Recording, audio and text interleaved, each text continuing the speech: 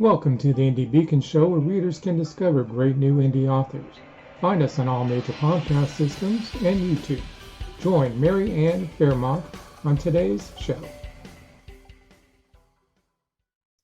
To the Indie Beacon Show, a division of Authors Marketing International, an organization that supports authors all over the world. My name is Mary Ann Faremouth. I'm a multi-genre author.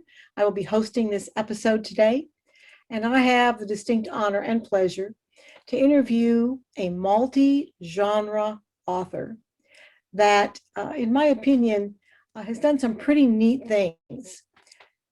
Ray Wenck has been in a career for many years where he was very much involved in helping people. He was a special education teacher as well as a restaurant owner.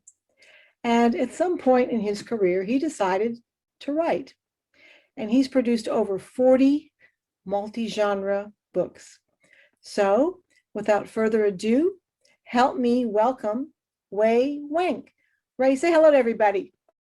Hi, everyone. Hi, Mary Ann. Hi. Well, it's great to have you with us. Ray was introduced to me by someone that is very creative, that I highly respect. And I visited with Ray in the Blue Room today, and his story is a really interesting one. So Ray, tell us a little bit about how you got started in the writing craft and the kinds of things you write about. Well, I guess I've always wanted to write. I've just never had the time. Finally, when the time did present itself, I took advantage, and I haven't stopped since. That was 10 years ago, coming up in December. I was a school teacher. I was physical education for half my career. I got a master's in special education. Taught for 36 years. Somewhere along that line, I got the urge to open a restaurant. So was the executive chef of my Italian restaurant. That was about 25 years. I guess I was pretty much a workaholic. But somewhere within that time frame, I got a little bit of a break, and I took advantage of it, and I started to write, and I think that was my escape. It was those downtime moments where I didn't have to worry about kids or stress of business, and I just wrote nonstop. It was never supposed to be something that got published. It was my therapy.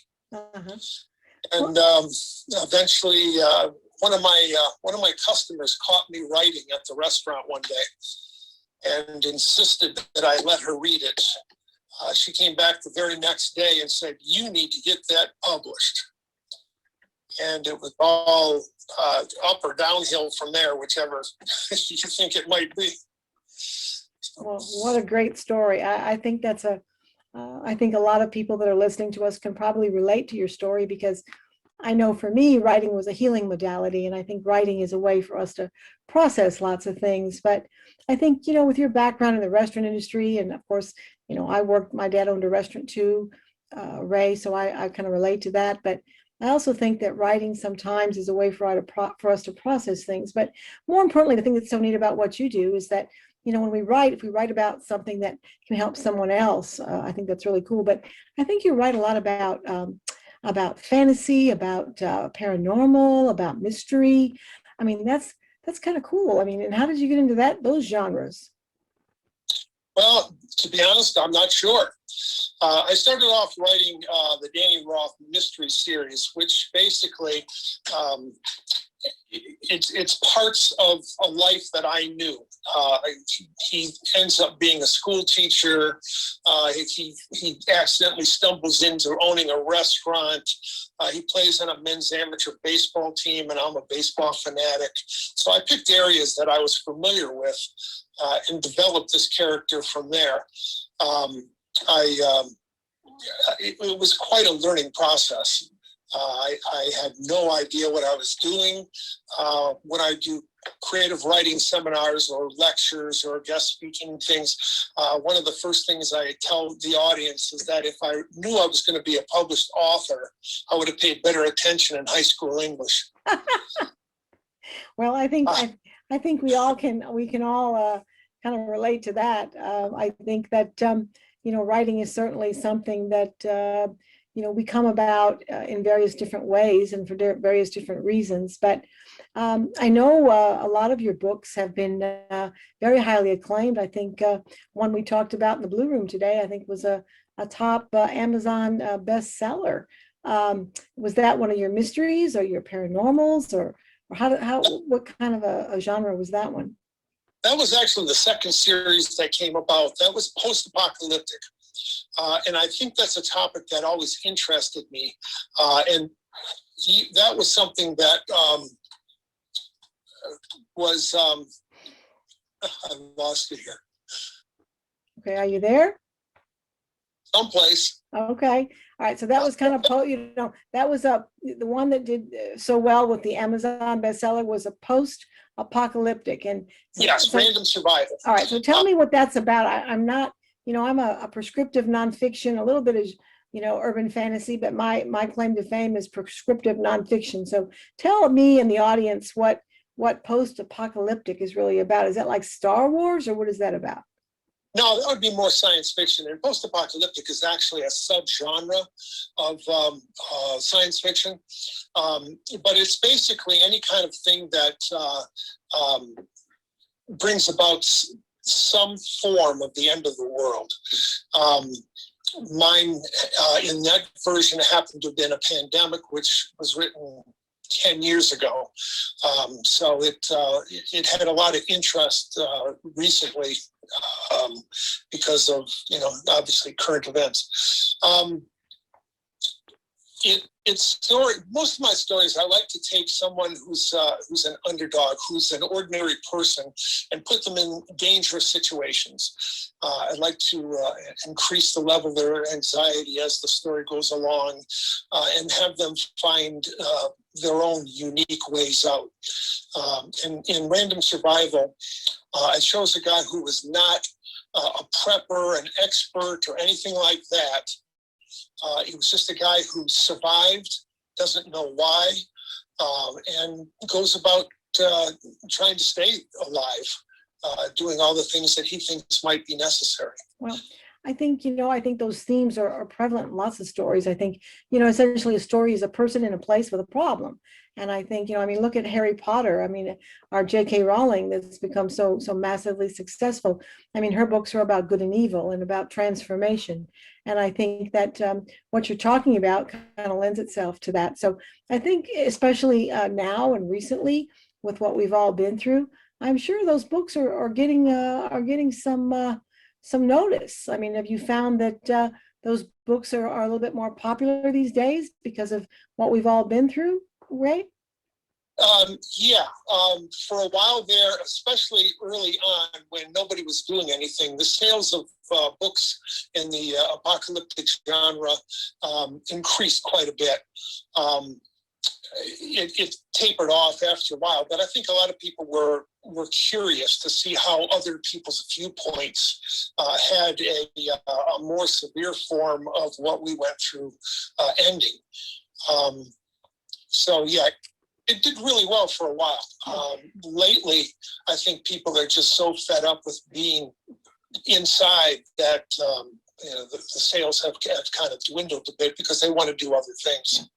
Well, the other thing too that I've noticed, and people I've talked to, have said that people want to escape right now. They want to read something that kind of takes them to a different place. So I think that your writing is very interesting. I'm really amazed at all the different genres that you've tackled. And let's take a break right now. Let our sponsors do their thing, and we'll come right back. Mary Ann Faremouth is a career consultant with 30 years experience in the national recruiting world, a multi-award-winning author in multi-genres, and a speaker that gives presentations to help you succeed. Her book, Revolutionary Recruiting, made the top 20 global list of recruiting books. Find her on Amazon, your favorite bookstore, or at Faremouth.com.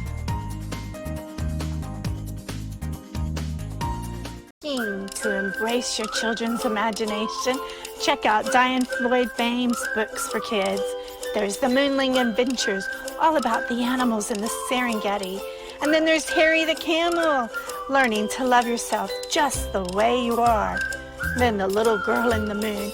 There's one about friendship, another one about the big ideas, which is an inspirational story, and then Tour Tycho Town, right there in Tycho Crater on the moon. All of Diane Floyd Bain's books are available at B4R Store. Hello, I am the author Denise Bryson. My first book is The Things That Cross My Mind, Inspirational Poetry with Life Lessons. And then my audio book is Love's Reality, and it is also inspirational poetry with a jazzy flair. And then my new book is The Sex, the Lies, and the Soul Ties. They're really short stories written from a poetic expression. And then I have my first children book series, the Blinky series, which the first book is called Meet the Coins, and it is both in English and Spanish. And then the new book, From Coins to Bills. I am the author, Denise Bryson. Welcome to the Indie Beacon Show, where readers can discover great new indie authors. Find us on all major podcast systems and YouTube. Join Mary Ann Faremouth on today's show. Welcome back to the Indie Beacon Show, a show that is a division of the Authors Marketing International organization that supports authors all over the world. I have the distinct honor and pleasure today to visit with a multi-genre author, Ray Wenck. And Ray's been sharing his story and his different kinds of books that he's written with us. Ray, welcome back. You've done so many books. I mean, 40 books, goodness sakes, that's a lot of books. But in the Blue Room today, you told me about a book you just published, a new book.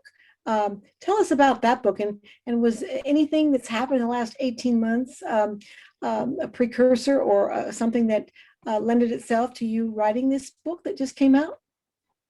No, I don't think, not this one in particular. I have written a couple other ones that have not yet come out. They're in the editing process. This one is called Jeremy Klein and the Invisible Village. Okay. It's a fantasy. It's more of it's an urban fantasy. One of the people I let read it initially told me they thought it was a geriatrics version of Harry Potter. The main character is older and gets swept up into some very strange situations. I like to write suspenseful stories, but I also like to have a little bit of lighthearted touch in there someplace, just to break it up a little bit. Mm-hmm. It's a good story. In fact, I'm editing book 2 right now because it seems to be there seems to be a lot of interest in it. It's up for pre-sale right now. Well, that's wonderful. I think it sounds like you're doing everything the right way, and I think a geriatric Harry Potter sounds like something that a lot of us would probably relate to. I think especially with what we've been through the last 18 months, I think we're all looking, to go to a better place and have some wonderful experiences that make us all better people. But is there anything else that you have on the agenda going forward that you want to bring up? Huh? Definitely. I've got another spin-off series to the Random Survival. Uh-huh. That was going to come out in a lot of short story versions. In fact, this year, what are we in the 10th month? I think I've put out 6 books so far, maybe 7. This year, and those I'm going to do a rapid release, probably maybe one every week for the month of November, and see how that goes. Well, I think that's amazing. I mean, it sounds like you're a writing machine, Ray. I mean, do you sleep at night? I mean, my goodness, that sounds like you're always writing. Yeah, well, it's what I consider my job. When I wake up, I write. I spend 5 or 6 hours writing. Then I take a break, do some other things, and later in the evening, I start doing some of the business aspects of it. Well, the not so much fun aspects. Well, how do you develop your characters? Do you look at, some people develop characters by their own alter ego or by people in their life, but how do you develop your characters? My story is something they will come with an idea where there's some sort of a dilemma, some sort of a problem that needs to get solved, and I'll build everything else around that. Or it'll come about on a real situation that's occurred, and I develop the story, or I come up with a character and I build the story around them. I don't know that I've got any one set way. In the book, A Second Chance at Death, I came up with a female police officer who gets shot in the line of duty but survives. But the incident breaks her, where she just doesn't feel confident to be on the street again. Now, when I came up with that first idea, well, now you have to start fleshing that character out. Sometimes that doesn't happen in the first draft. You get the basics down, then you go back and you start to build that person. You start to make them real. You give them some little incidental problems that they have to deal with, and their own personal issues that make things more difficult. And then through the storyline, you allow them to find their way and build themselves back up. And at this point, book 2 for that one will be coming out fairly soon. That did very well for me last year. I really liked the character a lot. And I think when you really are involved with your own characters, it tends to make the writing better, sharper. If I can get into it, I know my reader can get into it. Well, I think that's wonderful. And I think for all the listeners out there, that's wonderful advice to know. And what I've heard in all the classes and writing classes and different seminars I've heard is that if a book shows some kind of conflict and then shows the transformation after the fact of that conflict, I think the reader, feels like they want to keep turning the pages because they want to know what's going to come next. And I think sometimes, that's a challenge. I know, as I said, I'm more of a prescriptive nonfiction writer, but I have tried my hand at urban fantasy, and I had a few revisions to do before I finished because it's totally different than nonfiction. Have you ever done anything in nonfiction, or are you mainly fiction? No, I haven't. And I have so much respect for the people that do, because I understand the research that goes into it. My master's thesis was enough to convince me that I didn't want to do that anymore. Well, I think, there's something to be said about that. And I also think, Ray, with what you did in your previous career, and that you worked in the areas you've worked in, I think I can see how you would kind of veer to the paranormal or the fantasy. And I thought it was interesting. We talked to somebody recently on this program that does a lot of marketing in books, and she was telling us that during the last 18 months, there was like 70,000 books a month that came out. So I think people were more interested in writing. So tell us how you work with marketing. Once you put all this time into writing, we're thrilled to have you with Authors Marketing International, which, I've found the last, several years that I've worked with them, it's been very instrumental in promoting and marketing my books. But once you write these great stories, then what? Then how do you get them out there as an indie author? Yeah, that's the very difficult part. And I have to say, as much as I've studied, as many different classes as I've taken, I don't have a great handle on the whole marketing thing. I send out a newsletter. People on my newsletter I know are interested. That's a number one, because they signed up for a reason. They want to be on there because they want to know more about what I'm doing. So anytime there's a new release, I send out a newsletter. I have done Facebook and Amazon marketing. I haven't done them with any consistent success. I'm not sure how people do. Obviously I'm missing something, but I do. I find my best marketing is when I'm out in the public, and when I'm doing shows and I'm traveling around the country and I'm meeting people. I like that much better. Now, that's not necessarily the best, the most productive way to make sales, but I think they're longer lasting. Yeah.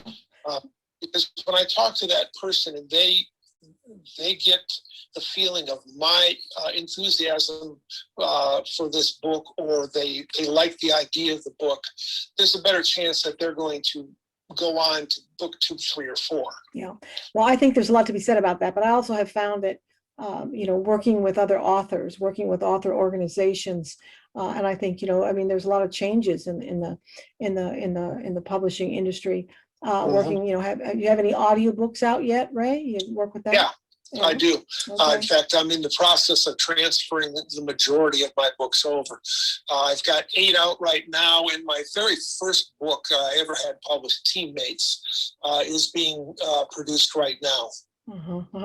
And you talked about going to Las Vegas to a big conference soon. That sounds pretty interesting. Is that a national conference, or it sounds like you do a lot of conferences?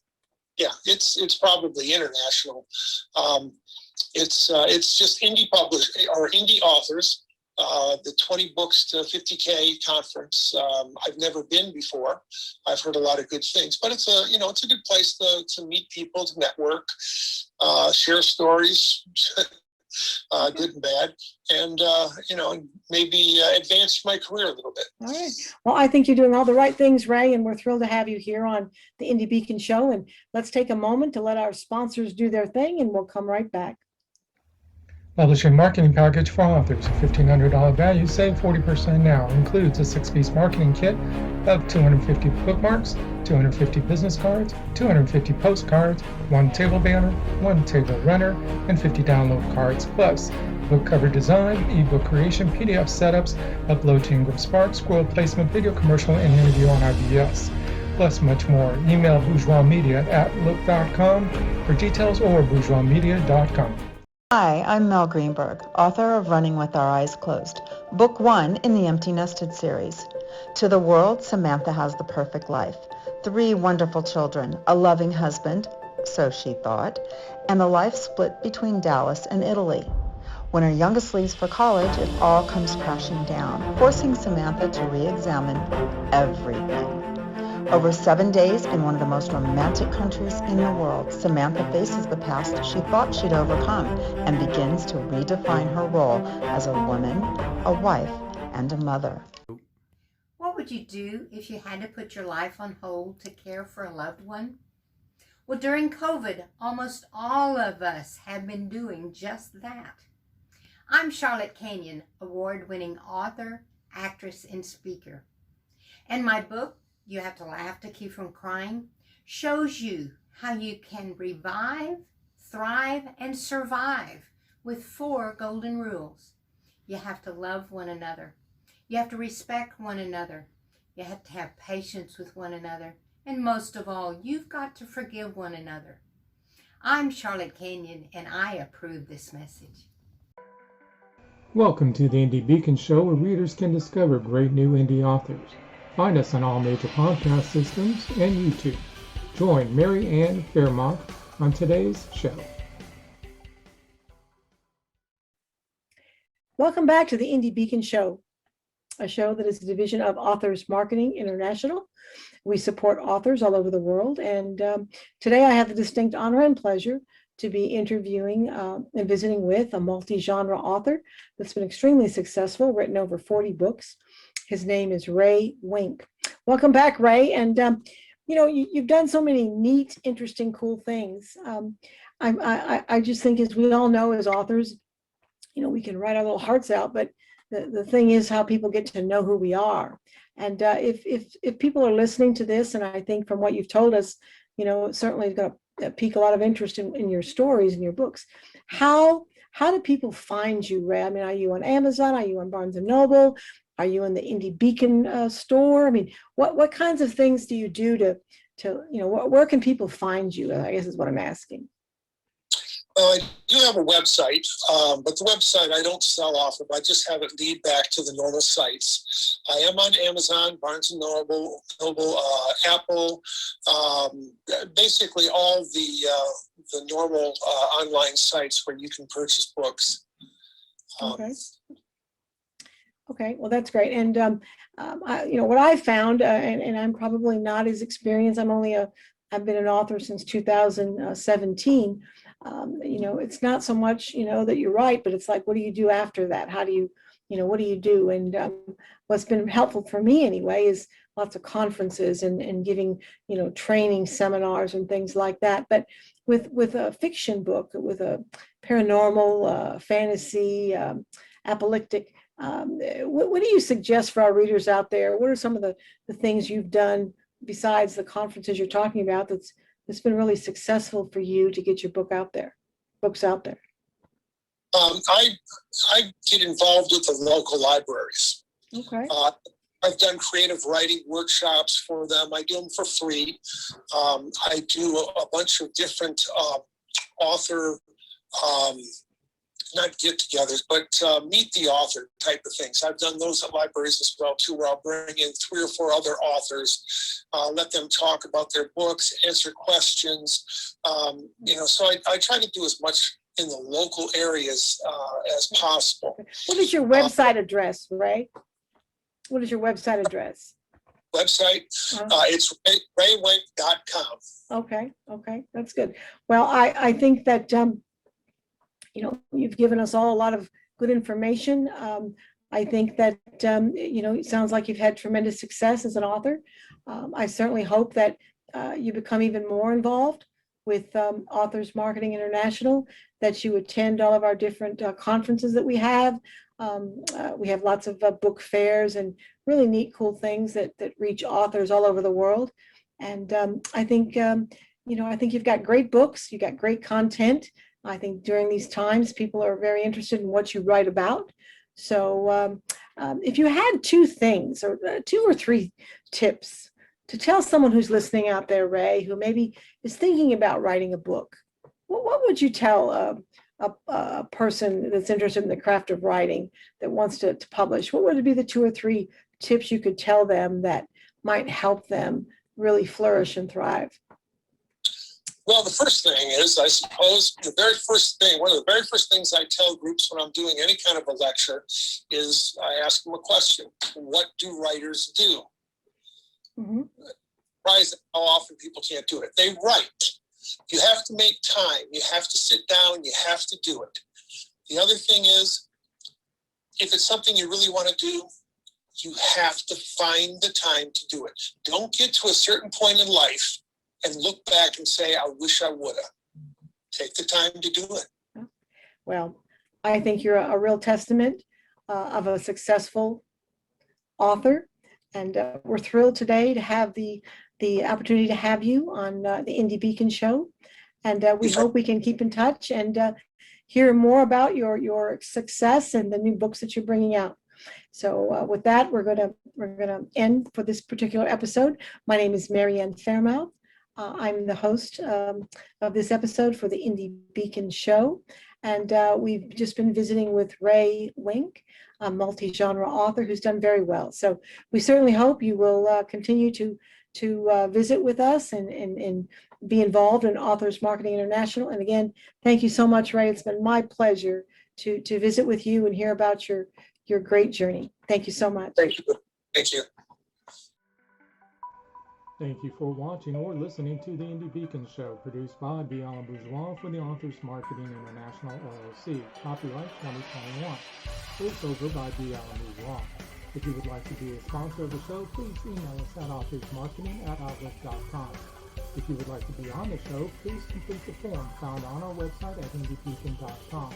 You may also watch previous year's shows on the website. Music is Frolic of Words, created for Indie Beacon